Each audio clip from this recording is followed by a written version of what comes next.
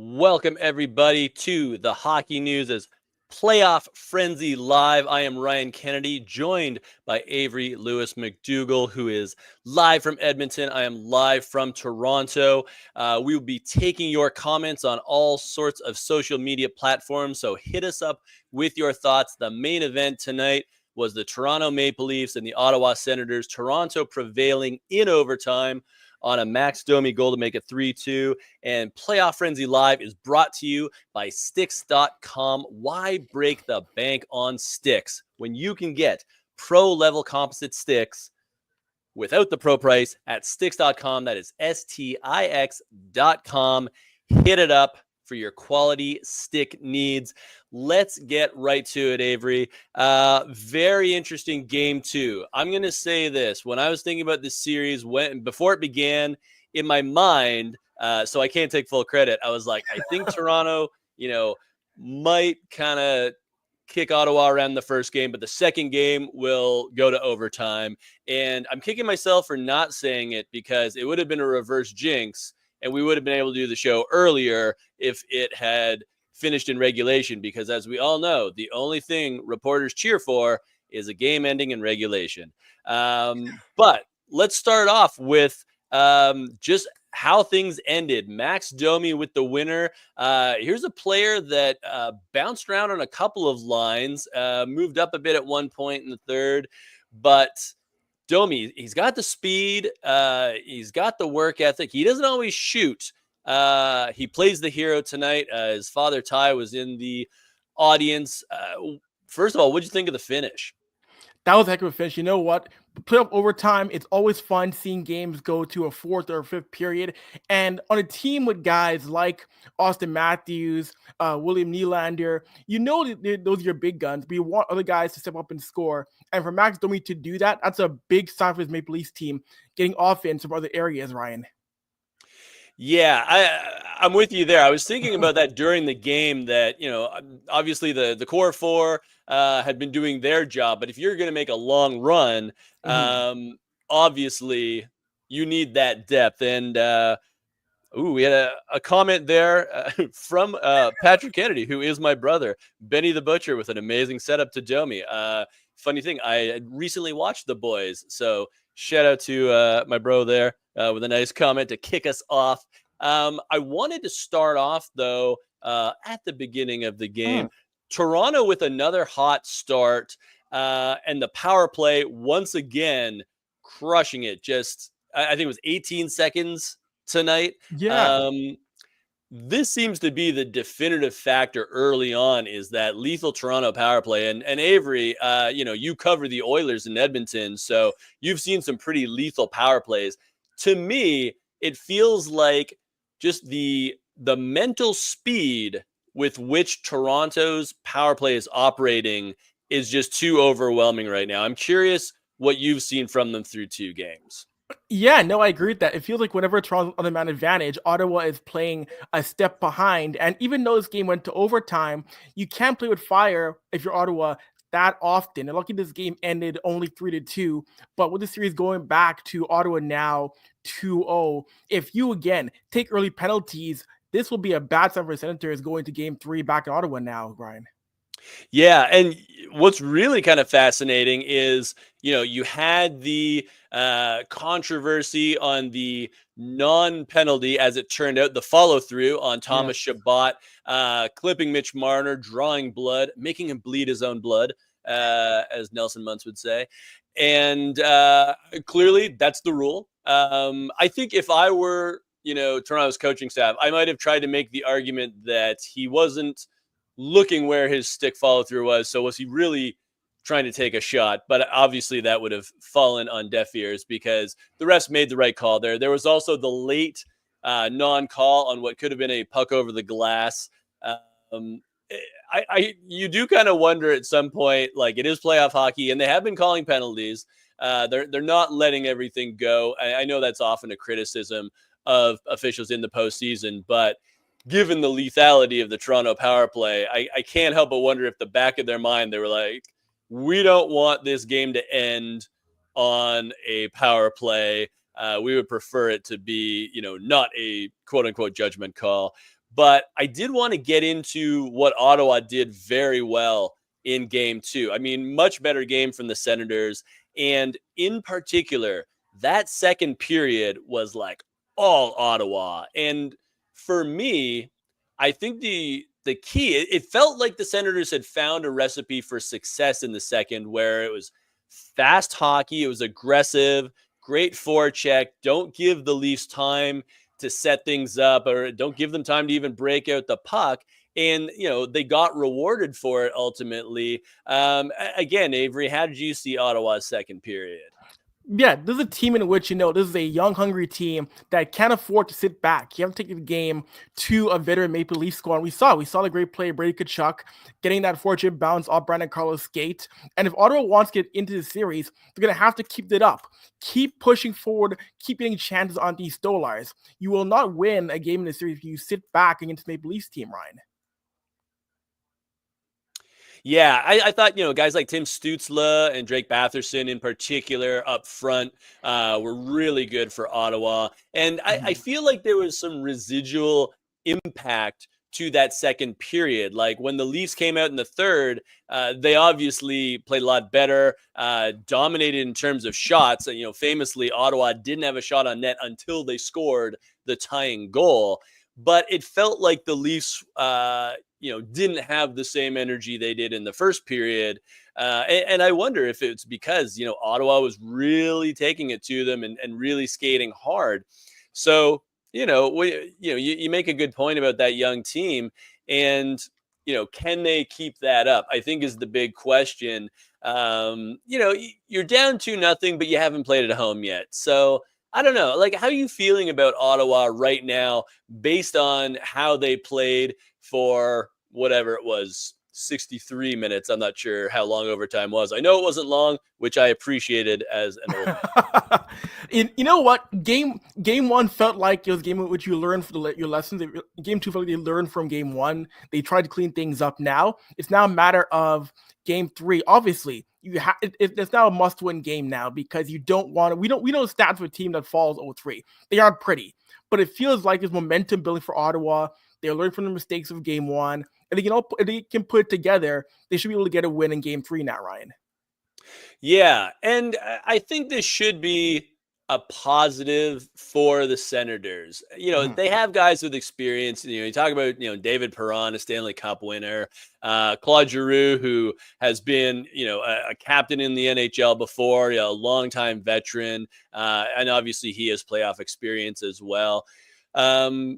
But, for the Stützles, the Brady Tkachuks of the world, the Bathersons, the Jake Sandersons, guys who you need to take on a big role, I think this is the sort of game where you can take a lot of positives out of it and say, look, like we made a comeback, we forced it into overtime, we had long stretches where we were the better team. And especially 5-on-5, I would say if you look at the series so far, Ottawa's probably been the better team 5-on-5. Their downfall has been special teams, and particularly Toronto's power play and goaltending, which was better tonight. I will say, Linus Ullmark was not the reason they lost. Having said that, it was, once again, 2 goals on the first 4 shots, which put the Senators in a big hole. And on the other end of the ice, Anthony Stolarz, the answer for the Toronto Maple Leafs. Avery, your thoughts on how Stolarz performed in game 2? Great game for Stolarz once again. And if you're a Leafs fan, you're in a really nice spot because if Stolarz didn't play, you still have Joseph Woll, who's had a great year as well too. You've got two great options in net for the Maple Leafs going into a series like this. And to see Stolarz once again step up and show that he can be the number 1 goaltender for his Maple Leafs team, that's a great sign going into a big game on the road now. Yeah, and I think, in particular, there was a moment in the first period where Ottawa was really swarming and Stolarz made a couple of acrobatic saves. He did the snow angel at one point to make sure the puck stayed out of the net. It happened in the second as well. There was a couple of times where the Senators really kind of peppered him with shots and he held strong. And, you think about the goals that he gave up. One of them went off of Brandon Carlo, unfortunately. And the other one was deflected in front of him, so he was going down and it went right over his shoulder. You can't blame him on either one. It is very interesting that, this is a goaltender that hasn't played a ton of hockey in his career in terms of, overall starts, but he really came into his own this season for Toronto. And you're looking at a guy who's still going to be fresh for you. They're going to give him his rest, on the off days, and that's fine. And as you mentioned, worst case scenario, you have Joseph Woll, who in his brief NHL career has shown he is quite capable of being a playoff goaltender. But it's just very interesting to be in a series where the Leafs know that they have the better goaltender right now. Like if you look historically, in this sort of era of the Maple Leafs, they haven't necessarily always had the better goaltender. We actually have a question here that I'm going to get to from Stella A. Who has been the better coach this series? Very interesting question. Mm-hmm. I'm initially going to give the edge to Craig Berube because I think the Leafs have been very calm and very confident, and that's kind of new for them. They've often been a little skittish in the playoffs before. This year, it feels like they're allowing Ottawa to be the more excitable team that makes errors. But Avery, I don't know. I mean, Travis Green, I think, has done a commendable job as well, just kind of holding the fort. But what are your thoughts? Honestly, Ryan, right now I feel like it might be at this point in time, even though yes, Toronto is up 2-0 in the series, a bit of a toss-up because I've not seen Travis Green fold. I haven't seen Travis Green back down from adversity as a head coach. You're still seeing his confidence in his young guys, in his veteran players on this roster, veterans like Claude Giroux, like Dave Perron. The fact that Travis Green is not back down and still trusted in his guys to find that tying goal or to push Toronto, to me, shows that, hey, this is a toss-up between Green and Berube, two quality coaches in this league right here.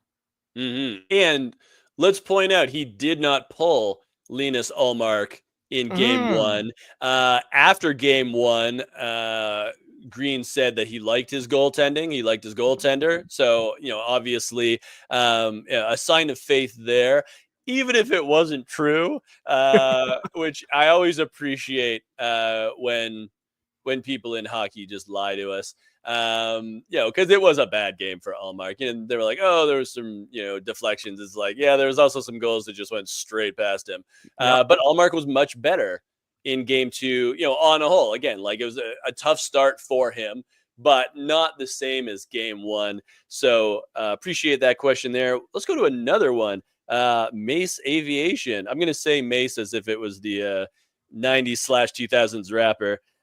If the Leafs win the cup, how much money is Marner going to ask for next season? So this is a very good question. Marner's been good so far. Obviously 3 points in game one, more of a two-way game in game two. So what's the bar, right? Like Marner had 102 points this year. We saw Mikko Rantanen get a pretty big ticket there. Avery, I'll toss it to you first. What do you think Marner gets if the Leafs win the cup? And we assume, maybe we shouldn't assume that he comes back to Toronto. Let's just assume it's open market, which may be Toronto in the end. But let's just assume on the open market, what does Mitch Marner get? And let's just say 7 years so everyone's included. 7 years. Well, first of all, we have a Mason here. Will a Cameron come through eventually in the question? So nice. But diplomats, perhaps. Yes, sir. But when it comes to money, man, it's tough for me to not imagine Mitch Marner in that range of wanting to be a $12, $13 million guy. Like, I really think that's what Marner's going to ask if this team does win a Stanley Cup. It could be, the cap's going up, we could see Marner want to be that $14 million guy. Like, I don't think you're starting with Mitch Marner with a number below 12 in my mind, Ryan. Yeah, I agree. And, I think if you're Marner's camp, you say, would you rather have Mitch Marner or Mikko Rantanen on your team. Maybe you see them as equals, in which case Marner gets a very similar deal to Mikko Rantanen. But I would agree with you. I'm thinking we're looking at 12.5 all the way up to 13. And again, like, what if Marner wins the Conn Smythe? Then you probably tack on a couple of extra 100K per year right there. And then, of course, the big question is, does he re-sign in Toronto? Because he is a hometown boy. It's the only team he's ever known. If they win the cup, he would be a legend. They would name both streets and babies after him. So we would have to see. Appreciate that question, Mace Aviation. And let's move on. I want to talk about Ridley Gregg from the Senators quickly becoming one of the big storylines with his play. In game one, he had a couple of run-ins, most famously near the end of the game when he collided with Anthony Stolarz. Stolarz, I will say, I was at game one. I was in the Leafs room afterwards. Stolarz bailed him out. Stolarz was like, yeah, he blew a tire. It happens. Clearly, Anthony Stolarz had a change of heart because when Ridley Gregg got in his kitchen again in game two, Stolarz absolutely leveled him with a hit. They both ended up getting penalties. And Ottawa fans, I will say, I don't know why Ridley Gregg got a penalty on that play. I don't think you should get a penalty for getting trucked. Maybe it was because he was in the vicinity of somewhere he should not have been. But Ridley Gregg, if you are a Toronto fan, quickly becoming a supervillain. If you are an Ottawa fan, I would call him a perfect anti-hero in the vein of a Stone Cold Steve Austin, a Deadpool Wolverine, what have you, the guy you love to have on your side, who everybody else hates. So Ridley Gregg, what do we think?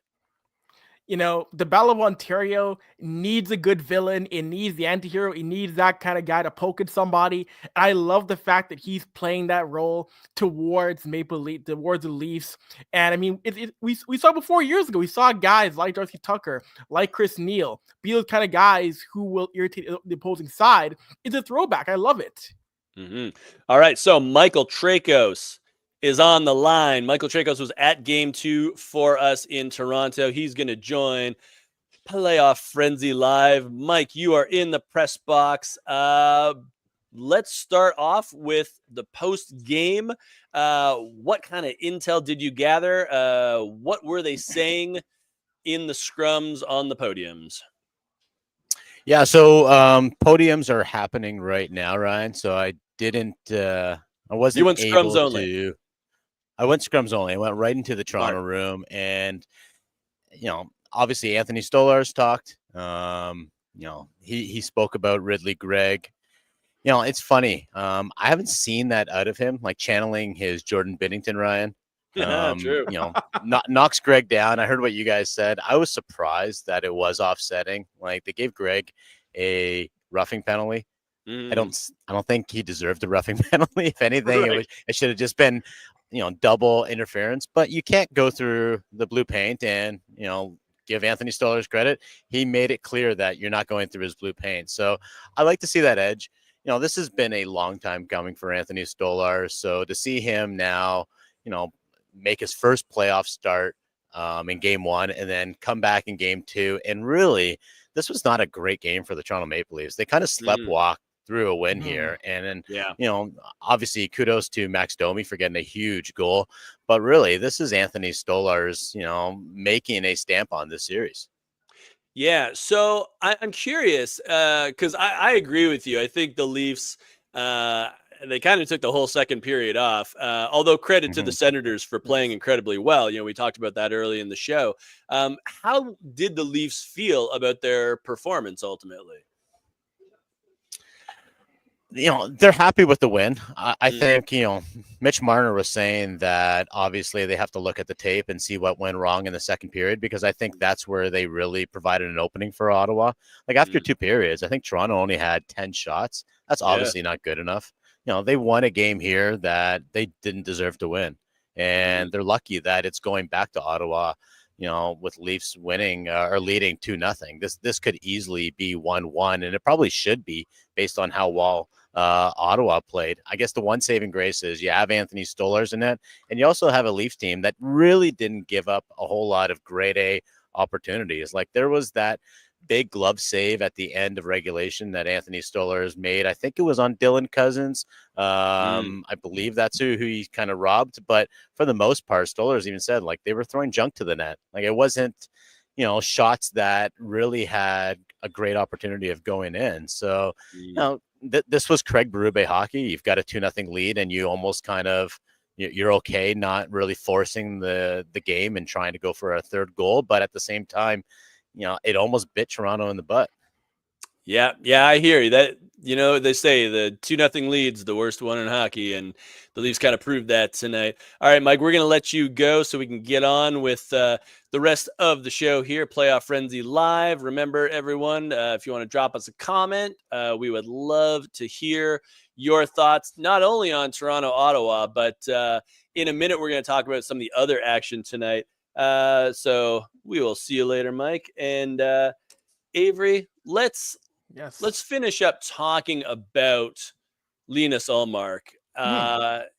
His goal for Game 3 has to be start better. Do we think that Linus Ullmark can turn this series around for the Senators? He has won a Vezina Trophy. This is a fact. Yes, and he's been probably one of the biggest pieces that Ottawa is even here in a playoff spot. You can say that he saved this team's fortune going into the season here. So yeah, he definitely can turn things around. I'm not expecting Linus Ullmark to have another game in the series where his save percentage is barely at 900. He'll figure it out. He's done it for a long time in this league.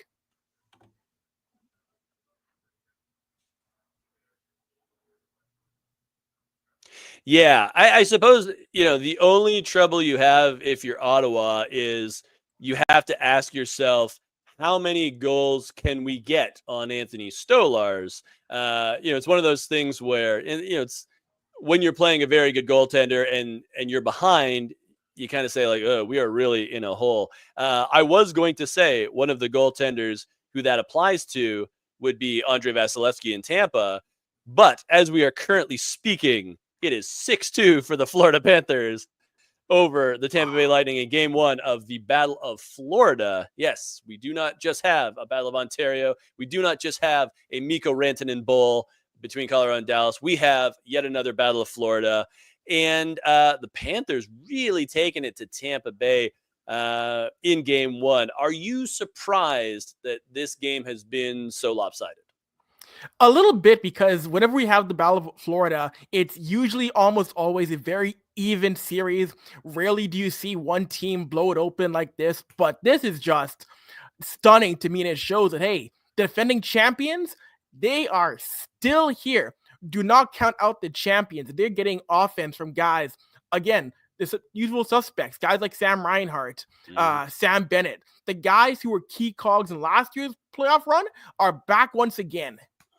Yeah, and perhaps the scariest thing, if you're a Lightning fan right now, is that Matthew Tkachuk did indeed suit up for this game and hit the score sheet immediately. So you have a motivated Matthew Tkachuk who is already scoring goals for the Panthers. I know that Eric Chernak went down early. I don't know if he returned to the game because obviously we're doing the show. If Eric Chernak is indeed hurt, that is a horrible scenario for Tampa Bay because he's such a good playoff style defender and such a big part of their depth. But I am curious, Florida has now played in 2 straight Stanley Cup finals. They obviously won the whole thing last year over Edmonton in 7 games. They lost the year before to Vegas, only 5 games, but that's a lot of playoff hockey. And I think, there were some people that picked Tampa Bay in this series because, the playoffs are a war of attrition and it's very hard to go on deep runs over and over again. We actually saw it with Tampa Bay, just last year after they went on several runs that were either cup victories or going to the cup final. For me personally, I'm not worried about the Panthers in round one. I feel like, especially with Kachuk missing time with an injury and, now he's back and he's healthy, that's kind of a nice time for him to rest.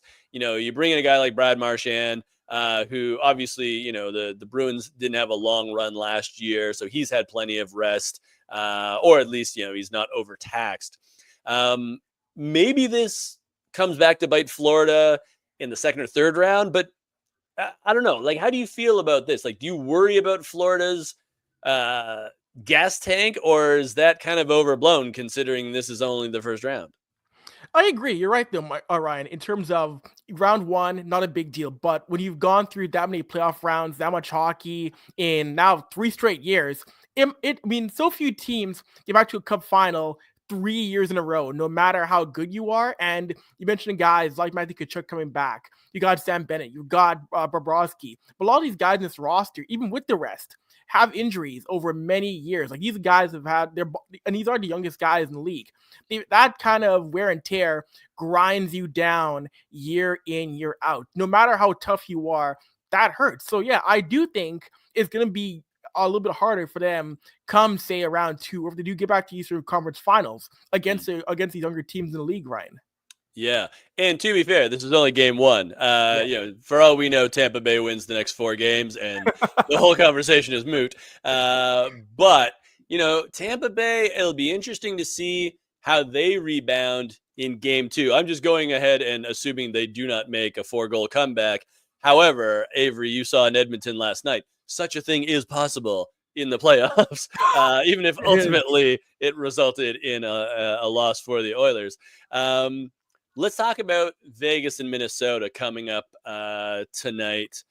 So I think it was probably closer than people anticipated in game 1, or at least more competitive. Do you give Minnesota, I was going to say, a chance? Do you give the Wild much of a chance in this series, having seen how they showed up in game 1? I feel like I want to give them a small chance, but I don't know if I can stand by that. I think right now Vegas is too good to let the Wild back into the series. I would be shocked if this series goes more than 5 games. The Golden Knights right now have proven time and time again why they're the best team in the Pacific Division and why they are going to be a team that probably will be in the Cup final come this June. But I do want to say, though, Ryan, a game 2 starting at 11 p.m. Eastern time on a Tuesday night, even for the locals, that's a late start time, 8 p.m. in Vegas on a Tuesday. That's tough. Yes, although it is the city. I was going to say it's the city that never sleeps, but that's actually New York.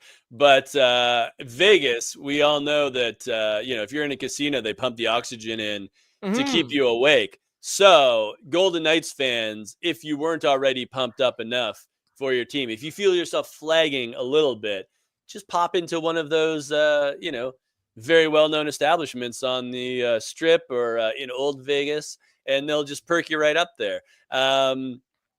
I do think that a lot of us have maybe not underrated Vegas, but almost kind of just forgot about them a little bit because, you look at the Western Conference and it's like, ooh, Colorado, Dallas, like that's the big series. And it's like, oh, can Winnipeg, break the President's Trophy curse and go on a run? Can the Jets win their first ever Stanley Cup? Vegas, meanwhile, was first in their division, has much of the same cast as they did when they won the Cup, just 2 years ago.